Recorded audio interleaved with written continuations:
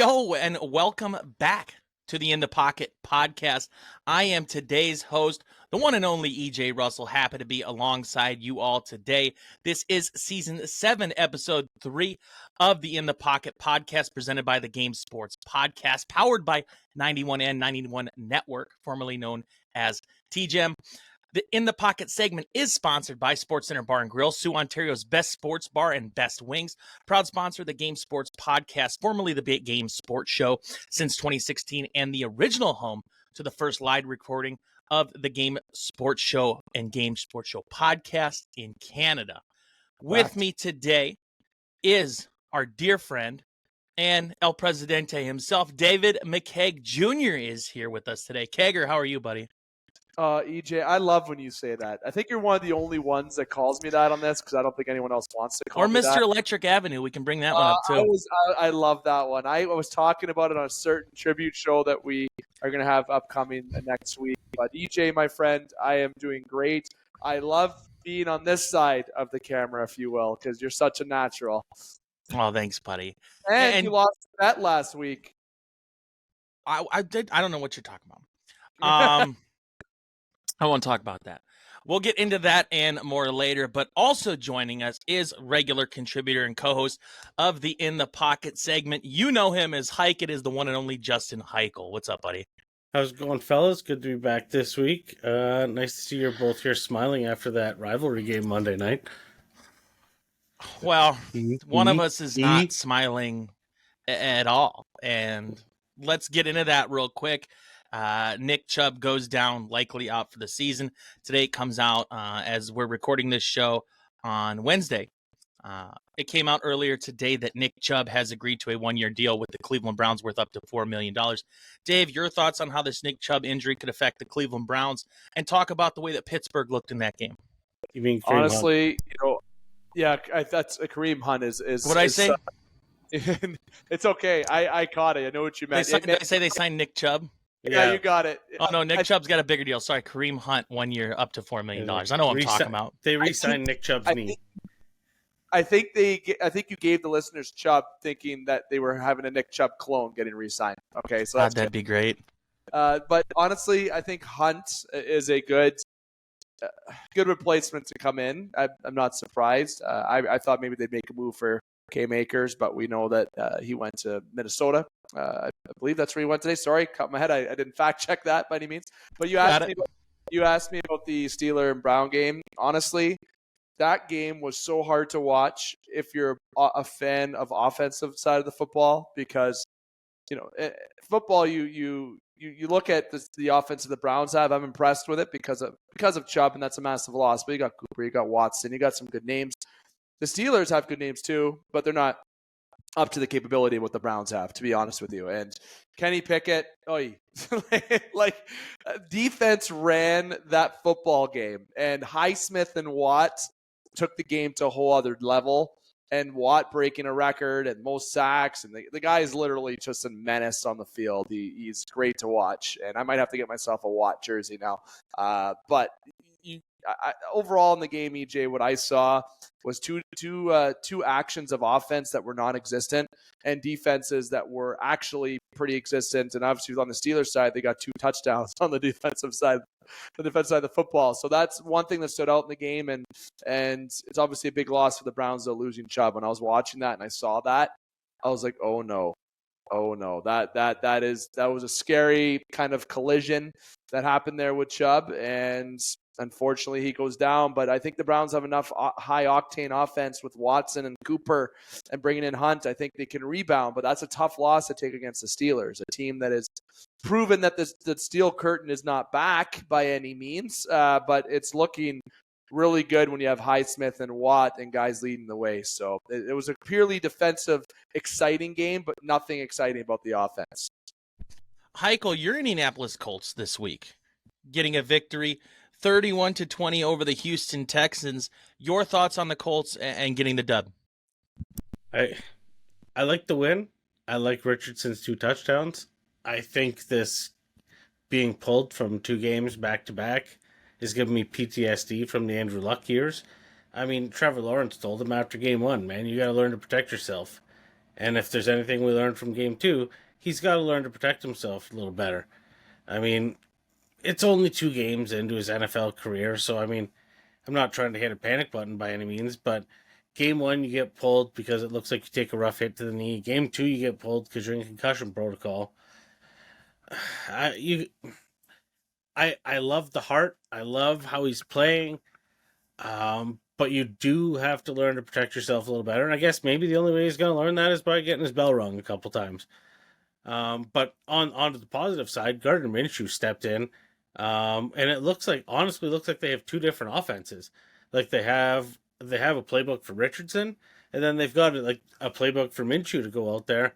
And honestly, the offense kind of reacts solid both ways. And getting Zach Moss in there this week at running back gave me a little bit more confidence in the running game. I mean, week 1 with Deion Jackson, I mean, I bet hard on him in fantasy this year, kind of thinking he's going to be the guy, and he's not the guy so far. But Zach Moss, I think, pulled in a big 18 points over the weekend for me in fantasy. Not to brag on that one on the waiver wire, but I'll take it. And going into this week with Baltimore, it's going to be a toughie, but I think if Richardson's back, it's going to be a fun game to watch.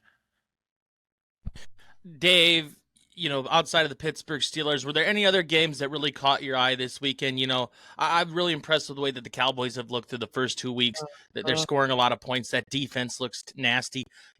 Micah Parsons, you even see him stealing things that he saw Myles Garrett do earlier in this year, the way that he picks up things defensively and learns new schemes and new techniques. The Cowboys look fantastic right now. But Dave, what other game stood out to you, or what team looked best? Honestly, you bring up a good point about the Cowboys. That's where, and I'm not going to get into that. I'm going to get to 2 other quick points to answer your question. But the Cowboys, this team looks good to watch. It's exciting. You hit the nail right on the head there. They're looking pretty solid and they're exciting. But if I had to say 2 other teams that really stood out to me this week, you know what? I think 2 teams that I'll mention, and they're closer to home, quote unquote, that I'll say.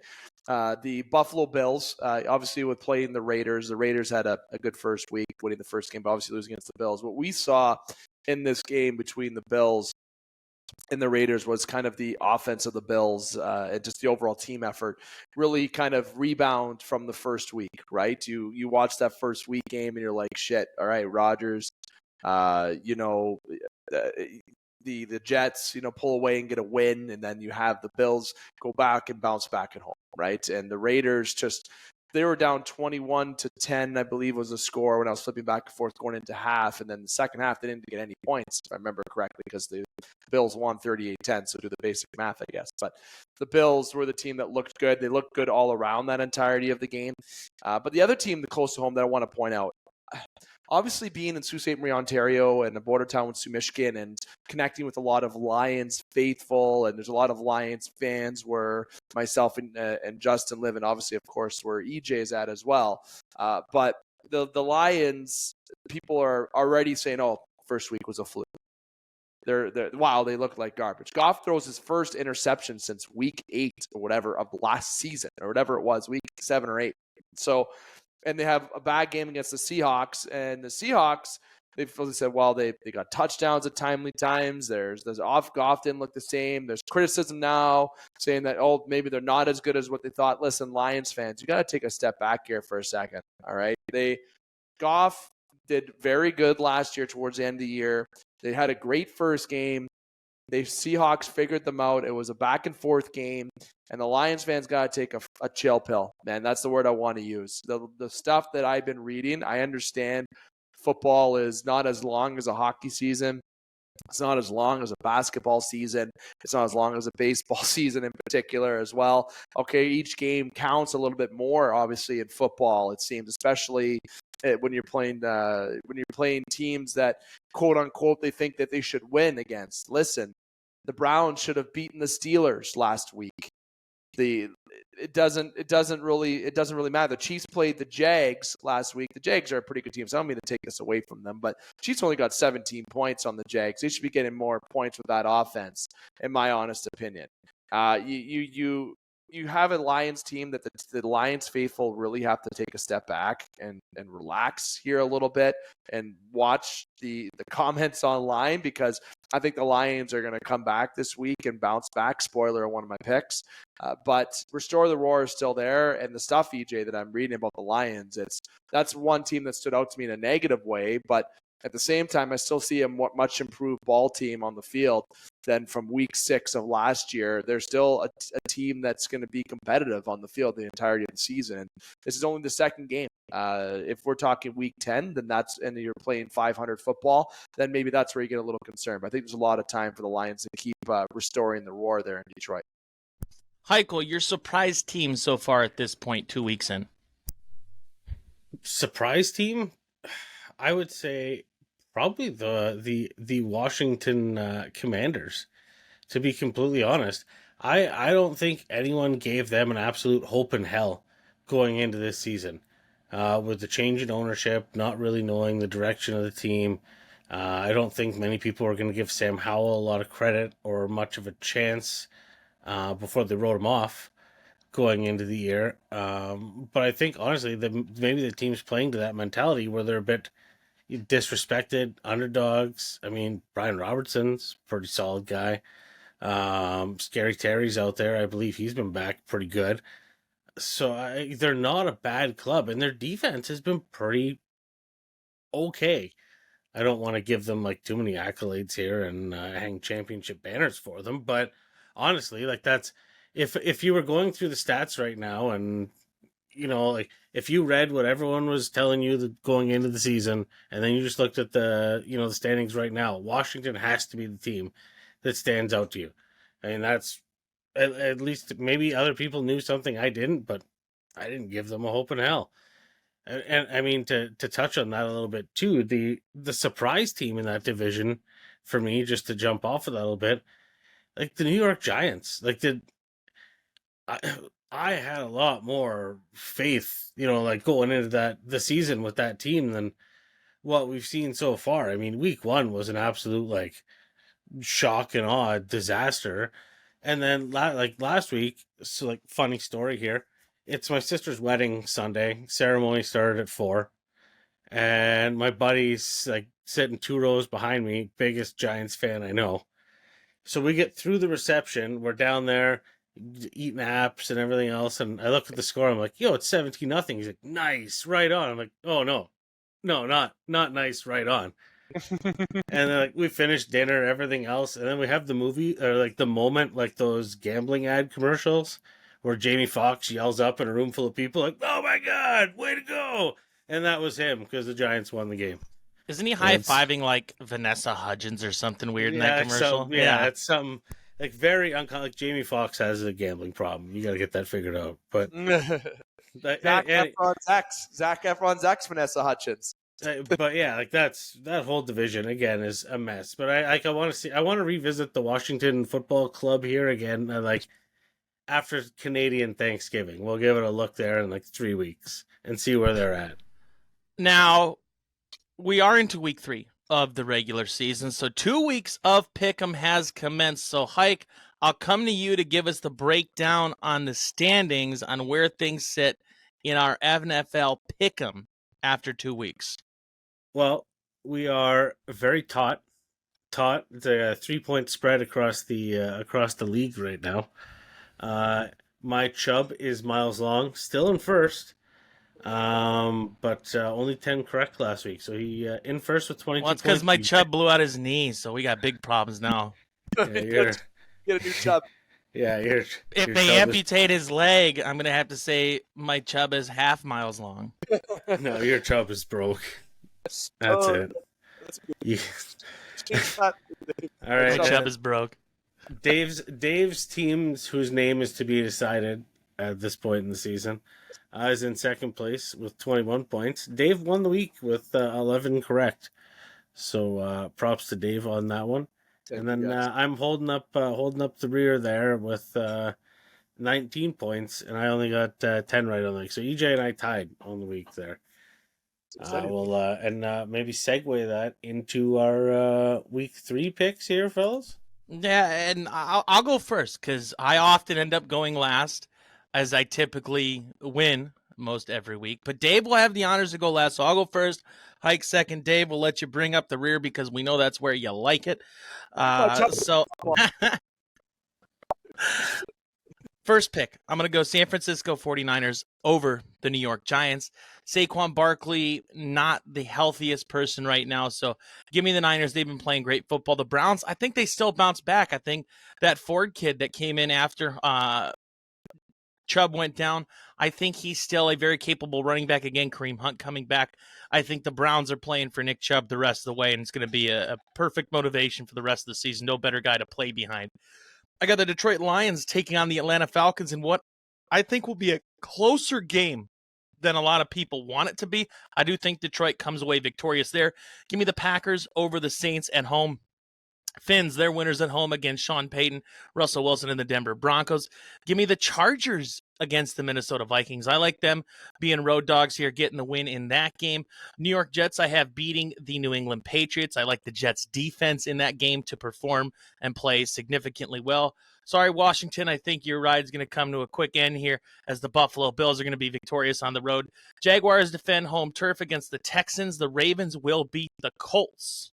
But I think that's another game that will be closer than many people anticipate. I think the Ravens' defense being the deciding factor in that game. Seahawks over the Panthers, Chiefs over the Bears, Cowboys over the Cardinals, and we were talking about this game before the show started. Hike, you know what I'm getting at here. Raiders, I think they're going to take down Pittsburgh at home. Eagles over the Buccaneers. I think Baker Mayfield comes back to reality in that game really quickly. And then the Bengals, I think they're going to pick up their first win of the year and take down the Los Angeles Rams at home. Rams 17, Bengals 24 for my tiebreakers. Eagles 27, Buccaneers 10. Who will score the most points? The Cowboys, least Arizona Cardinals. Hike.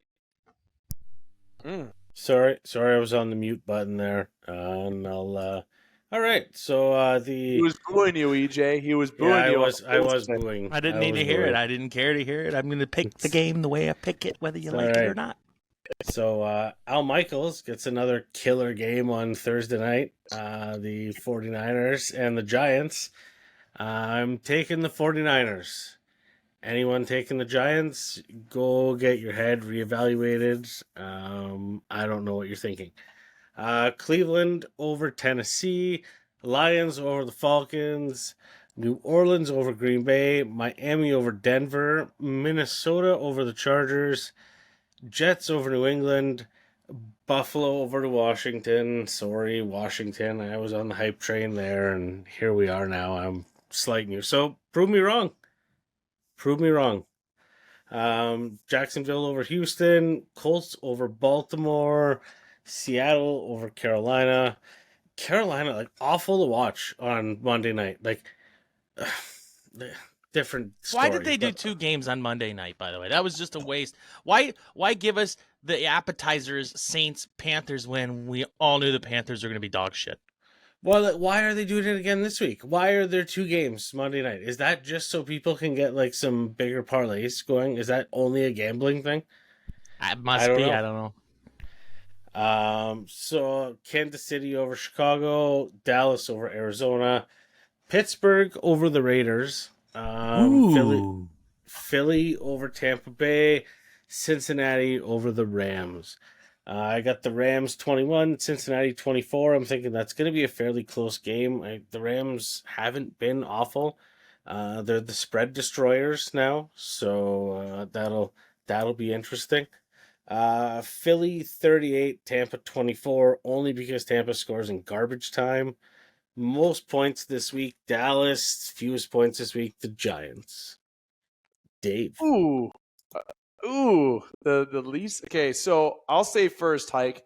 There's an alarmingly similarity with a lot of our picks between you and me, and even us three have pretty linear picks on a lot. There's a lot of, I think, favorites. It's not going to start to separate until about midway through the year, because right now we're all picking favorites for the most part. Yeah, then I start playing fast and loose, and it's a mess. Real loose. Your chub gets half miles long. Sorry, I don't know why that's in my head. It's a Canadian chub. Don't you do it in centimeters or meters or kilometers? Yeah, kilometers. There you go. Goosenecks. Well, with Hike, it's millimeters. Awesome. Okay, so. Awesome, Dave says. Awesome. I want all that. The Niners will beat the Giants. That's all. Browns over the Titans. Lions over the Falcons. My point, very hard to pick this game. Okay, it was very hard. And I'll tell you why. The Falcons got a very good running game. They have a weapon in Kyle Pitts that they haven't really utilized like they should. My fantasy knows. But the Lions, I'm going to pick them just based out of bouncing back and then being on home field as the edge. But the Falcons running game, do not doubt that. That game is going to be one of the best games on Sunday. Packers, Saints, Dolphins will beat Packers, Saints. Wow, I can't talk. Packers will beat the Saints. Dolphins over the Broncos. Vikings over the Chargers. Jets over the Patriots. Bills over the Commanders. Jags over the Texans. I'm sorry, Justin.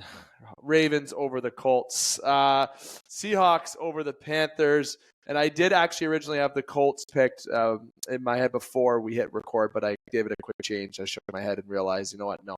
Chiefs over the Bears. Cowboys over the Cardinals. The Eagles over the Bucks. Like you said, garbage time for the Bucks. The Eagles are just going to, I think, to the Bucks this week. And the Bengals will beat the Rams.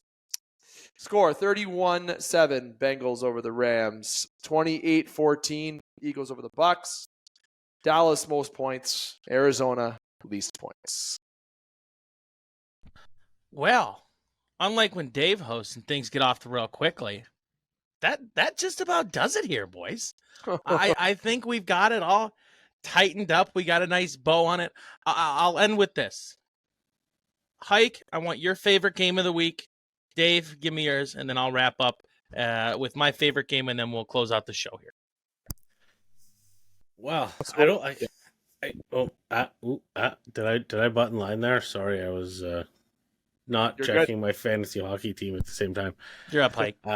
All right, so I'm not going to be biased here or anything, but I'm honestly thinking the Colts and Ravens is going to be a pretty juicy game if Richardson is back. It should be like young Lamar versus established Lamar. And honestly, like defense, the Ravens defense is a little bit better, but I don't know. I think it'll be a fun game to watch. I do want to give a quick shout out to my cousin, the Bills fan, and my new, brother-in-law's family, also Bills fans. We had several drinks over the weekend at my sister's wedding, and Bills fans, pretty fun to hang out with. So, Dom and Nathan's family, good time this weekend. Did he jump through a table at the wedding, yes or no? No, but he did wear Doesn't a cowboy count as a hat. party. Did wear a cowboy hat. So, had a Dave blast. looks confused that Cowboys fans are capable of not jumping through tables. Dave, your favorite game this week? Sorry, to be honest, I know it's bad for video. I just got this most weirdest email, and it caught my eye attention, so I'm sorry to anybody who was probably... You're not supposed to read those ones in your junk mail. Yeah, I honestly, because I was pulling up the week schedule, and for some reason, my email opened up. I saw an email that made no sense. But back on track. My favorite game of the week that I have my eye on, and I've kind of already touched on it in the pick'em, is the Lions-Falcons. I kind of have my eye on that game because I like the Falcons running game against an underrated Lions defense. Well, I guess they're appreciated a little bit, but I consider them a little bit underrated. And I want to see how the Falcons, if they're going to bounce back and actually use Pitts a bit more in the game. And I want to see how Goff rebounds, if he's going to start a new streak without getting an interception, and kind of how the Lions are going to respond to last week's heartbreaking is what the word that I'll use, loss to the Seahawks. I think you got a game between two teams that are on different levels right now. I think the Falcons are playing a little bit with house money, and I don't know what the way I want to explain that is, and I know Dane Handro, who's an analyst of the Game Sports podcast at 91N, he's very adamant about his Falcons and how strong and underappreciated they are. So I'm probably going to sound like one of those people that don't appreciate them. But I feel like they're coming into this year with almost nothing to lose. And I mean that with a question mark, because no one has them as a team to be competitive as they are this year. I know when I picked them. Earlier this year, I had them, when we were talking about teams, I had them more at the middle to the bottom, right? That's where I have them. But the way their running game is, maybe they deserve a bit more respect. But that's my favorite game because I think there's a lot of storyline there, and there's the Lions need to rebound. The Falcons need to continue momentum. a running game against a team that could stop the running game, in my opinion. And you got Goff and see how he bounces back against a tough game against the Seahawks last week. For me, the game of the week's got to be Chargers Vikings. I think these are two teams that still have a lot of question marks about where their seasons could go. The rest of the way, the Vikings certainly have looked like they've been underperforming in the first 2 weeks of the season. So for me, Sunday, 1 o'clock at US Bank Stadium or US Bank Arena, whatever it's called in Minnesota, that is going to be, to me, the game of the week. Kirk Cousins versus Justin Herbert. Great offenses facing off against each other. I think it has the potential to be a very, very high scoring game. So that is going to do it for season 7, episode 3 of the In the Pocket podcast, brought to you by the Game Sports Podcast and presented by 91N, formerly the TGEM Network. Thank you so much to our sponsor, Sports Center Bar and Grill, Sioux, Ontario's best sports bar. Dave McCaig, thank you so much for hanging out with us today. Any final thoughts from you before we let you go? Honestly, nothing really to say. What I will mention, and I want to remind listeners, is that there's going to be a lot of uploads. There has been this week, actually. But the boys, 2 of them on the screen, the family of the game, they're going to be taking a pretty big, heavier load the next few weeks because yours truly will be away on vacation. So In the Pocket will still be around. You'll have Top Shelf is coming back. Hike, you got the preview show coming up next week with that. So there's a lot of shows and content that's coming up. And there's the hockey bubble burst. Boo! Dave ruined it. And EJ and I were a part of a very special show that's going to be coming up on the 29th. Maybe people know if they do know, but that will be ready to be uploaded. And I want to thank Gaetano Gallo in advance. He's going to be kind of the main avenue in terms of posting things on YouTube, and between Hike, Alex, and Gaetano and Avery for Castos, for Spotify and Apple. So in advance, I want to say thank you to you guys. That's what I want to take this. Thank you to you guys for being able to step up for this week. But for the listeners, in terms of football, I don't got much to say, but I love the Colorado football stories in NCAA. I'm loving Sanders. That's where I want to give thumbs up this week. For me, in my 2-minute warning, Colorado. I love the storylines and the shades. Love it all. By the way, they sold something like $1.2 million worth of Blenders sunglasses on Saturday alone, after what Coach Prime did with those sunglasses and putting them on TV the way that he did. Your final thoughts before we let you take off. Wait, those are for sale? Yeah, blenders.com, no free ads. Yes, the gold shades that Prime's wearing that he was throwing out in the crowd. Yeah, blenders.com, no free ads. Awesome. All right, 100% getting some. Dave, I think that here, you know what? Instead of getting a championship belt, I want the Coach Prime shades sent to my American address. That's what I want as a victory prize. For 2 back-to-back championships, 1 pair of blenders. Come on now. Cheaper shipping to ship to the States, to be honest. Yeah, it is cheaper. You could probably get a deal on if you order a certain pair. There you go. Hike, your final thoughts. All right. So I'd like to thank The Rock for literally living in my TV the entire last weekend. Turned on SmackDown and McAfee was there, and then all of a sudden The Rock was there, and then there were several Rock bottoms. And then I was watching College Game Day, and then The Rock was there again. And then it's like they planned it. I know. And then I watched the Colorado game, and in the pregame, The Rock was there again. So thanks. I remembered that you're around, and I'll purchase all Rock-related things that you were hyping. But honestly, a little cheesy here, but again, super proud, brother. Shout out to my sister for getting married on the weekend, and the rest of the Hykel clan talking about fantasy football in the middle of the wedding. Absolutely love that. And no one's really going to know what we were talking about, but we were getting mangled on Czech liquor, so it was fantastic, and it was a blast. Hope you listen to the podcast sometime, and yeah, go Colts. Again, thank you to Justin Hykel. Thank you to Dave McCaig, El Presidente, Mr. Electric Avenue himself. for the Game Sports Podcast, the TGEM Network 91 and the In the Pocket segment. This has been Season 7, Episode 3. Tune in next week for Episode 4. You have been listening to In the Pocket on the TGEM Network. See ya!